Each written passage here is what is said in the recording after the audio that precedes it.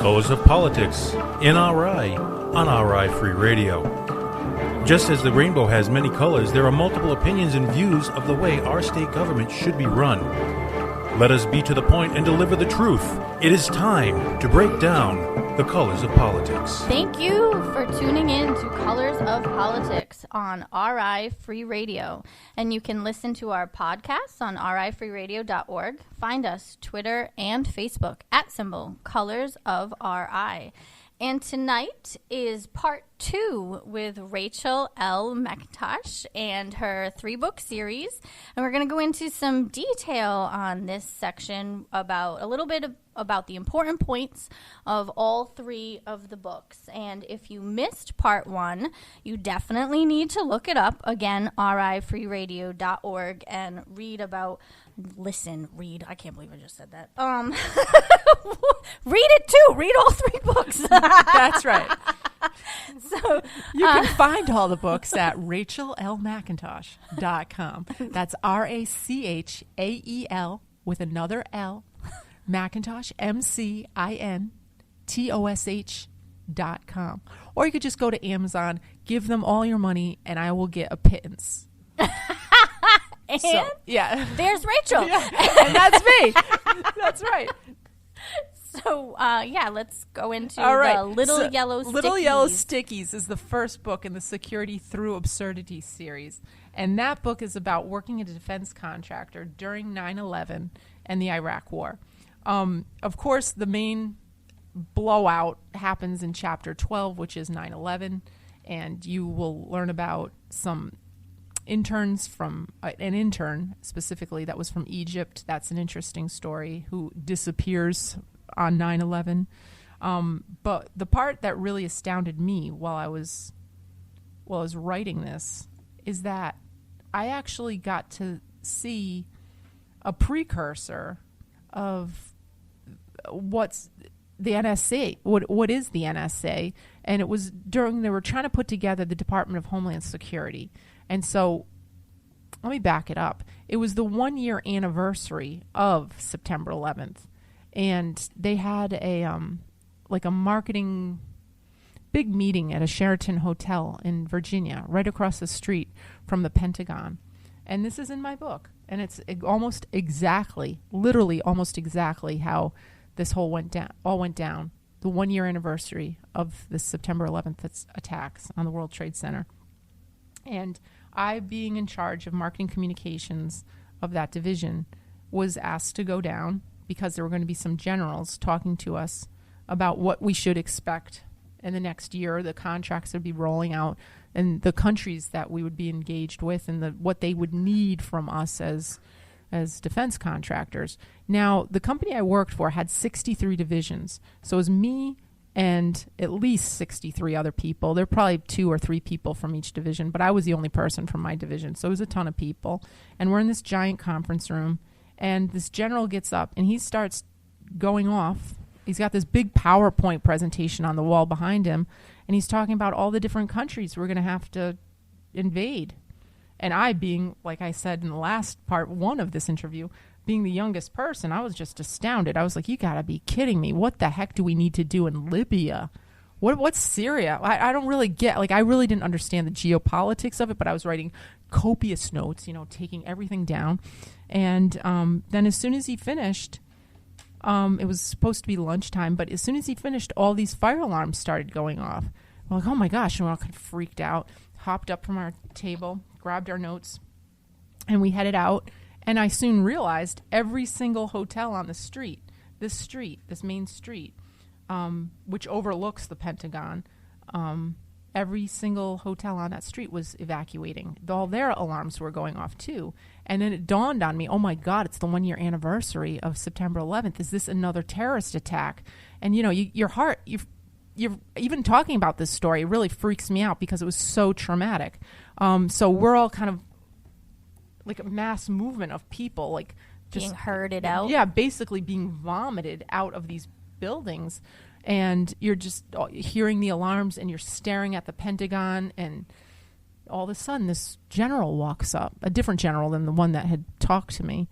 And I was with another person that worked at the same company with me, but he was not at my meeting with me. He was, for whatever reason, at a different defense contractor's hotel down the street, and he wandered up because he knew my company was, at this hotel. So we're talking. This general wanders up who knows my coworker, and he asks us if we're hungry. And we're like, yeah, well, we just missed lunch. He's like, well, hop in this van. A van should be coming in a minute. And a van did come. It was a white van. And we hopped in the van with this guy. And we weren't the only people in the van. There were other defense contractors. This white van was driving up and down the street collecting defense contractors. And they brought us to a very... well, it was very nice. I mean, it's around Washington, D.C., so Virginia. But it was a office park with like kind of a low-rise office building made out of brick. And we parked in the parking garage. And then we all got out of the van. Now, I forgot to mention, there's no windows in this van. And we're all packed in the back. No windows. And we're all trying to make conversation with each other. We're passing our business cards back and forth.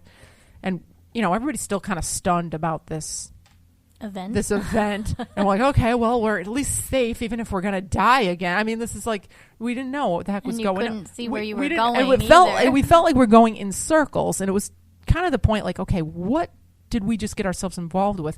But we ended up at this office park. We got out of the car, out of the van. We went, the elevator was broken. That was the other thing, too. I was like, what kind of office park is this? The elevator was broken. We walked up 3 or 4 flights of stairs, went to this office. It was basically like one of those rento office. I don't know, like, these places I totally know what I'm talking about? So we're in there, and they had set up the big conference table, and they had the big screen down, and these young guys, and these you could tell they weren't ill-fitting suits, but you could tell these guys did not wear suits. They were not salespeople, and they made us sign non-disclosure agreements. Whatever, I'm going to tell you about it right now. But signed these non-disclosure agreements, and we went and we sat down. And like I told you, I'm the youngest person in this thing, and I'm probably the only female. I think there might have been another woman in there, but I was definitely the youngest female in there. There's 2 generals in there, and they hooked up the computer to the projector. And this young guy stands up and he starts talking to us about this software that he created. And the program was called Project Lisa. I don't know what Lisa stood for. It was all in capital letters. It might have been an acronym for something. I don't know. But what it was, well, let me back up even. So I didn't know what it was. I was just eating my, I think it was a turkey wrap with a Diet Pepsi or something that they give, I'm starving. Yeah, one of those things. So I'm eating this, and they put up on the big screen all of the icons that have to do with this program. And the program was some sort of like a crisis management system for, I guess you could say, for the government. Like when something bad happens, you have to get requisitions to get the trucks out, or if you have to buy, all these different accounting type of things have to happen. And on top of you have to deal with the press. And so that's another PR type of function. So there are all these different icons for all the different functions somebody it's in a crisis situation has to deal with. But there was this one thing that didn't even make sense. I mean, the icons had like pictures of like trucks. They had pictures of like a nuclear blast cloud. They had pictures of guns. They had pictures of all these different things. But this one thing didn't make sense. And I raised my hand and I said, and they said, he picked on me, and I said, what is the problem? I said, well, what is that thing right there? I don't recognize what that is. And he goes, well, come up, which one? And so I stood up and I walked over to the wall and I pointed to it. And I said, it looks like a UFO. And he goes, it is a UFO. I was like, oh. So then I had to sort of sit down, and everybody's looking at me like I don't belong there all of a sudden. I was like, So then the general starts saying, oh, well, the government does have to have plans in place when even the most unlikely events that could happen, that we just unzip the bag and then we would just carry out the plans that have already been, we pay people a lot of money to think about this stuff. And I was like, oh, it makes sense. Yeah, good. But in my head, I'm going, and why wouldn't we have plans if something hit the World Trade Center? It's only one of the largest buildings in Yeah, in we the have plans world. for a UFO, but we have not plans for a UFO, and like, okay, we've got an actual icon for that on this thing. But now, come to find out later, of course, the government did have plans if something should happen, and they didn't open up that envelope that day for whatever reason. But nonetheless, so that was a very strange thing. And when I was sitting there, the general was talking to the general next to him, and it appeared to me that they were talking about real aliens. And I was like, this is the most surreal thing I've ever experienced in my life. I'm sitting in an office building, a rento office building, and these people are talking about UFOs and aliens, and okay, whatever. Let me get back home and get my paycheck. I mean, that's the state of affairs. Casual, it was. no yeah, big it was deal. Yeah. So that to me was probably the most Prevalent. amazing thing. And what was also amazing to me is that nobody in that room cared that what the guy was talking about was basically wiretapping everybody in the country. And I was really freaked out about it. I was like, this is this is a piece of crap software. This is never going to fly. Nobody's going to. But, of course, it was only after that, I was like, oh, my God. He was talking NSA type stuff. Because I didn't even know what the NSA was at that point. I thought it was NASA. I did. Yep, I probably would have too, to be honest. So in the second book, in Bubbles time. Will Pop, after she gets out, when she quits that job, when the main character Jocelyn quits that job, that's where in that book I bring up the whole thing where she thinks NSA is NASA, but it's not. She gets the awakening that, oh no, it's not NASA, it's the National Security. You know. Mm-hmm. The second book, Bubbles Will Pop, is all about when the housing collapse happened. And the main thing that happens to Jocelyn, that's where everything bad happens to Jocelyn. She'd been kind of cruising along, doing as best she could as a normal American, being involved, hired by a defense contractor in the first book and dealing with 9/11 and everything. But in the second book, that's kind of the tipping point where she wakes up to a lot of different things that she wants to change, and she does change. Just as a little interesting tidbit, too, because this story is related to you. Yes. 9/11, approximately Yes. 2 weeks after it, I gave birth. So I was hugely pregnant when that happened. Yeah.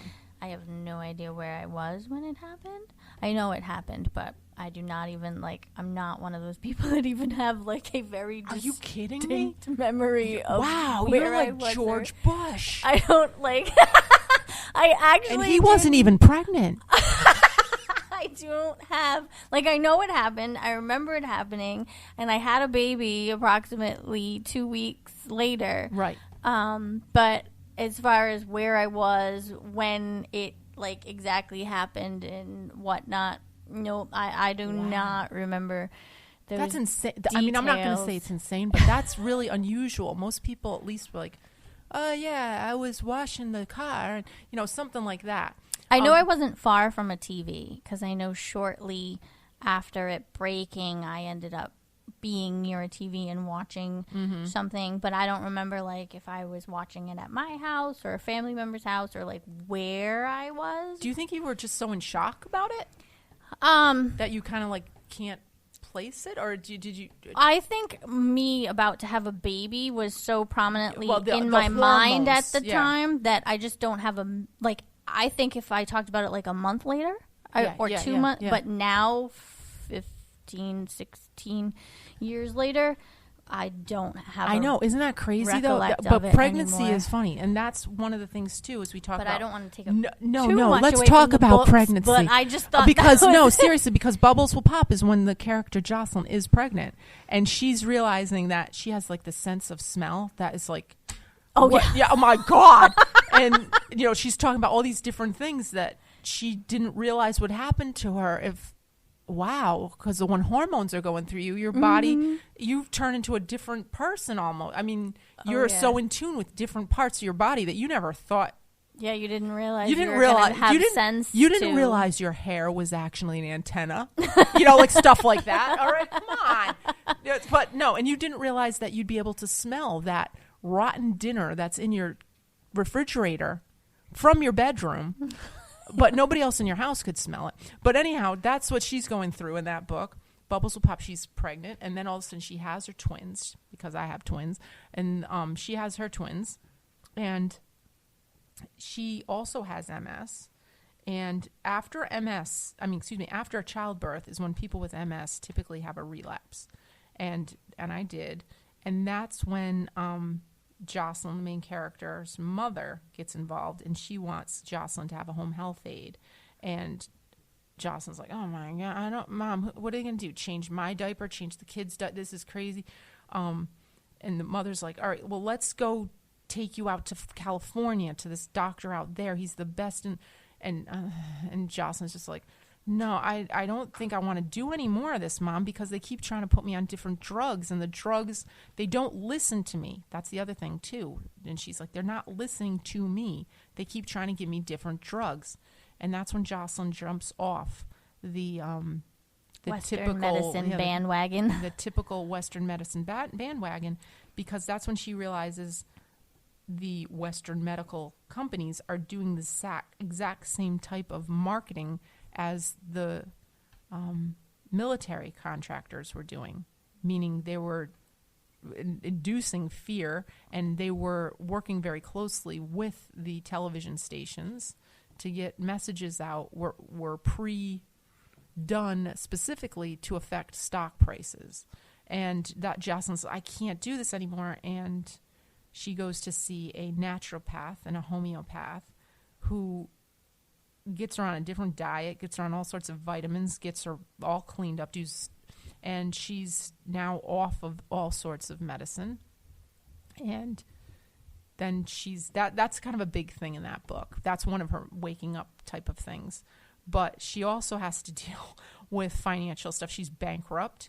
And so going from buying shoes you never thought you could afford before and having a Mercedes to literally being on WIC and, just being totally financially dependent on the state to get through, that's what's happening to her. Meanwhile, the father of the children is having all sorts of post-traumatic stress stuff going on because he was in the mercenary division of the defense contractor. And she doesn't know what's going on with him because it's completely out of, his brain is completely out of anything she can conceptualize or Wrap imagine. her own head around, yeah. So, in real life, something was going on with the kid's dad, but I took that opportunity to that's where the fiction starts blossoming in the books, because I don't know what his scene was, but it took that opportunity to get some good core lessons about what was going on in Jocelyn's world through that character. And it's interesting. I don't know why I did this, but it seems like all the important information in these books gets conveyed through the bad people, which would quote unquote be the bad characters. But they're important. Yep. These characters are important because they are giving you this information. Well, even in real life, sometimes the bad seeds we're all making the little quote marks with our fingers. Yeah, we're air quoting right now. The quote unquote bad people. Yeah. Sometimes they're just as important. Yeah, as important to your life lessons. So that's the second book, Bubbles Will Pop, and that's kind of the big deal there. But also, that's also when she realizes she wants to fix all of this. She wants to fix the financial stuff because she knows she's not the only person going through this bankruptcy stuff with the housing. I mean, it's all over the place. Everybody seems like, oh, Countrywide, they've ruined my life. I can't even get them on the phone. Yes, that's me too. And she's realizing that this is kind of something that's happening to the country.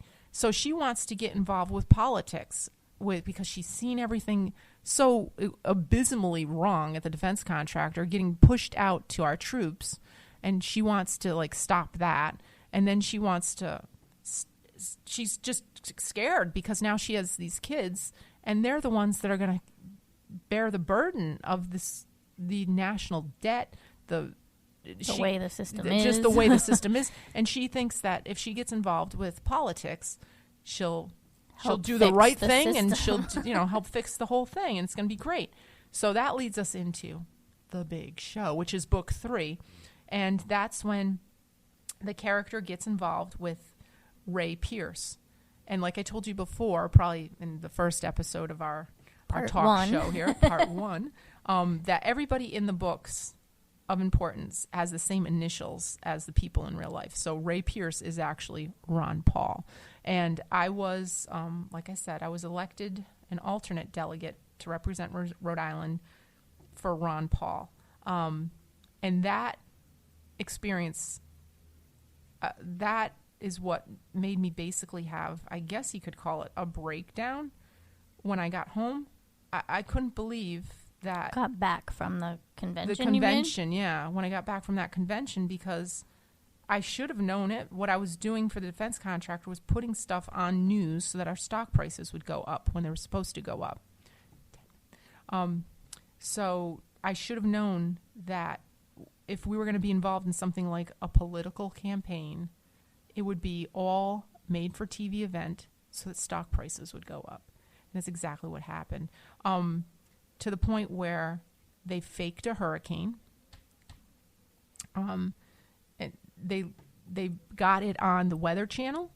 And the Weather Channel, when I got home, I was like, what the heck what was with that hurricane?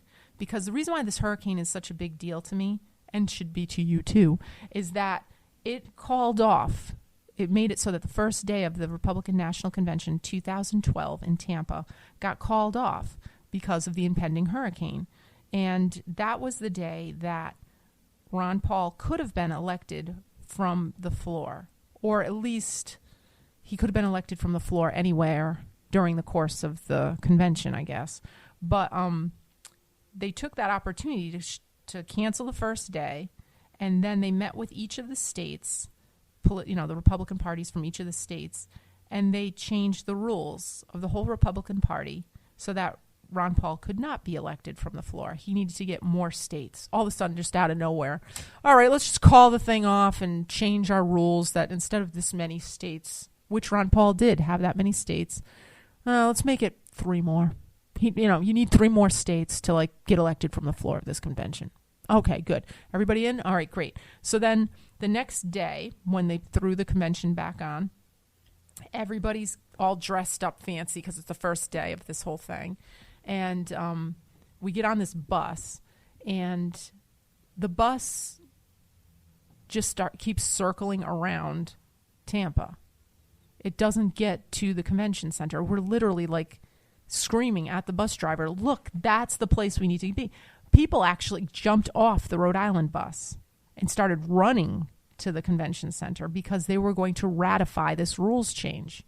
And here's the tricky part, too. Rhode Island and Virginia were on the same bus. They put Rhode Island and Virginia in the same hotel, very, very, very far away from the convention center. Virginia happened to be where a man who had written a thing called the Minority Report. And it isn't even written important what the Minority Report is, but basically it just said, don't change the rules of this convention, okay? So and Rhode Island agreed with this thing. And with the Minority Report. And they put Rhode Island and Virginia on the same bus, and now we're lost to the world. Incredibly, all of the states that were going to support Ron Paul at this convention, all of their buses somehow got lost too. And they couldn't get to the convention on time. So now... Convenient. Yeah, very convenient. So then, as soon as we get there, they're already confirming that the rules have changed and being read off a teleprompter. And they're also saying things like, let's have a few moments of silence for all the victims of the hurricane. I'm like, where the heck are we talking? Are we talking about Haiti? What are we talking about? There was no hurricane. And they're all doing this for the television audience at home. For the TV. And so when I got home, I said, I've got to do something about this because the people will never, ever, ever know. And I got home, like I said, I think I had a little bit of a breakdown because I said, okay, well, television what I was doing, I guess that I kind of, I made it up to myself that this was kind of okay what I was doing. But when they came down to like, okay, the country itself is depending on television to make choices about things, and we're lying to them to the effect of our political system. Now, when we're now talking, at first people wouldn't even believe me when I came home. That's how weird it was. People were like, you're crazy. You're total tinfoil hat. I'm like, no. Then, but now this last go around with Bernie Sanders people, and they DNC, realize, yeah, people are like, oh my God, how did you know that? People have read my books. They're like, how did you know that would happen to Bernie Sanders? I'm like, oh, I don't know. I don't know. But that's what that's all about. And I swear to God, that's that left me in a very strange place. So that's what prompted me to just start writing. I wanted to document everything I'd seen at the defense contractor, document everything that led me into getting involved in politics, and I wanted to document this moment in time because this is when we went from just being naive to right now in 2017, we know about everything.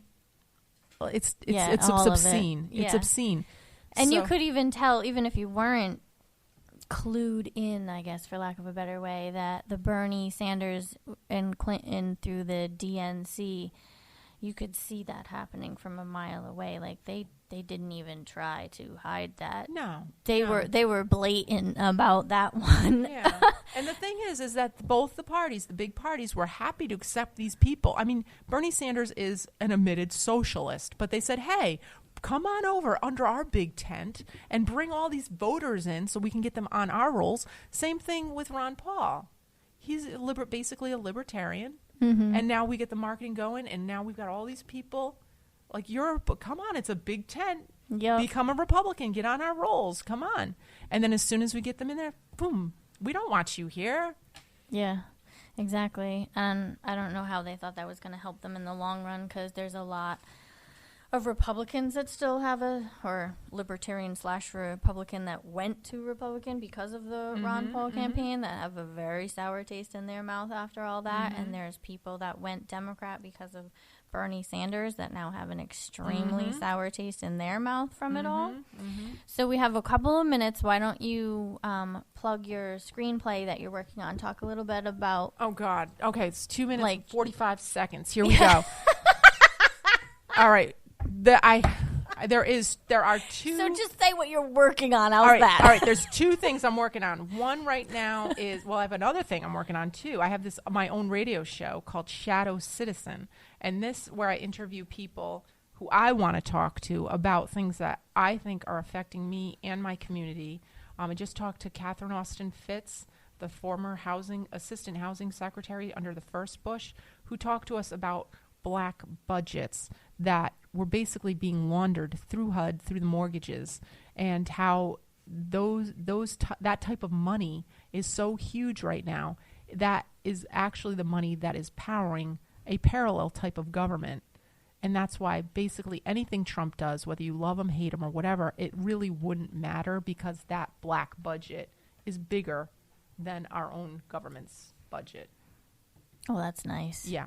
And so things like I talk about that, stuff like that. Some people are like, is that conspiracy? I'm like, no, not really. But, it's not really the mainstream. So I guess you could put it as so that's what I do. Alternative. Yeah. So that's called shadowcitizen.online.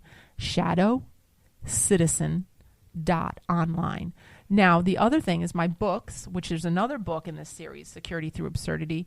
The next book should be off my desk in June, and that book is book 4, The Peanut Butter Pipeline, and that, I love it. I know. And that one is going to be talking about opioid addiction. It's going to be talking about when currency collapses. It's going to talk about I'm not even going to, but those are two big things in there. And then I've got 2 screenplays coming out based on these books. I've got a graphic novel coming out based on these books. And that's all I've got going on. My last name, once again, my website is Rachel, RACHAEL with another L, McIntosh, McIntosh.com. or you could just go to Amazon. You'll see Security Through Absurdity. You'll see a bunch of books there, and that's me. So I'd really appreciate it if you do check out the books and keep an eye out for all the stuff I got going on. I really appreciate you listening to me, and thank you for having me on the show. Oh, yeah, definitely. Thanks for coming on. You guys are listening to Colors of RI on RI Free Radio. Don't forget to check back and listen to Part 1 podcast on rifreeradio.org. Find us on Twitter and Facebook at symbol Colors of RI. And again, these episodes with Rachel are sponsored by Rhode Island doTERRA. tinyurl.com/RIDOTERRA. And have a great night.